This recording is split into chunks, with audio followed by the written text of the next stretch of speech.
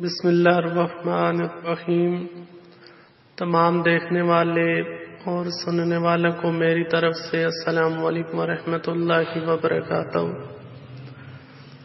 آج ہم حضرت ابراہیم علیہ السلام کے مہمان کا ایک واقعہ سنیں گے۔ حضرت سیدنا ابراہیم علیہ السلام کی مہمان نوازی کا بڑا اشارہ تھا، وہ اس وقت تک کھانا نہ کھاتے جب تک کوئی مہمان دسترخوان پر ساتھ نہ بیٹھتا۔ ایک بار ایسا ہوا کہ ایک ہفتے تک کوئی مہمان نہ آیا۔ آپ گھر سے اس خیال سے نکلے کہ کوئی مسافر مل جائے تو اسے مہمان بنا کر لائیں گے۔ اس تلاش میں انہیں ایک کمزور ناتواں بوڑھا نظر آیا جس کا بھوک سے برا حال تھا۔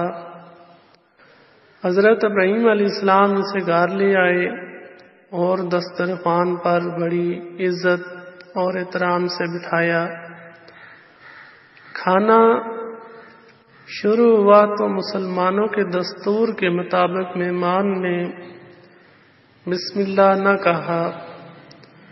پیغمبر خدا حیران ہوئے اور اس مہمان سے وجہ پوچھی کہ اس نے عمر رسیدہ ہونے کے باوجود بسم اللہ کہہ کر کھانے کا آغاز کیوں نہیں کیا؟ بوڑھے مہمان نے جواب دیا، اے ابراہیم علیہ السلام، میں نے ایسا اس لیے نہیں کیا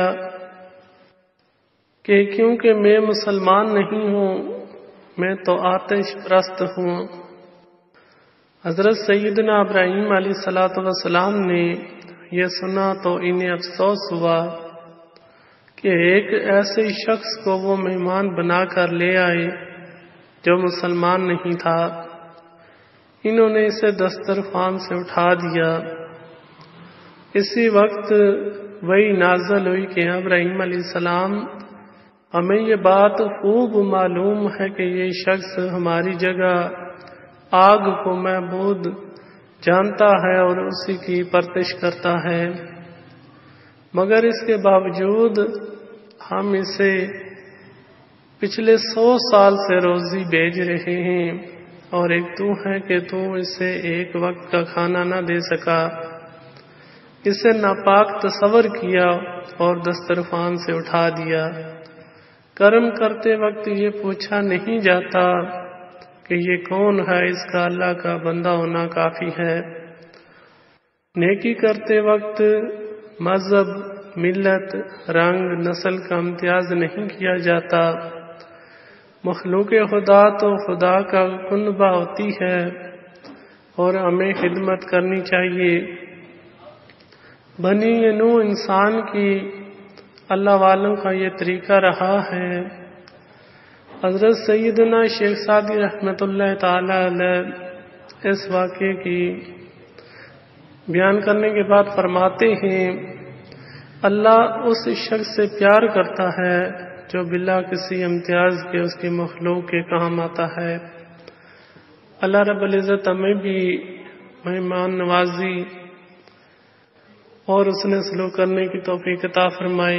آمین بجاہ النبی الامین صلی اللہ تعالی علیہ وآلہ وسلم۔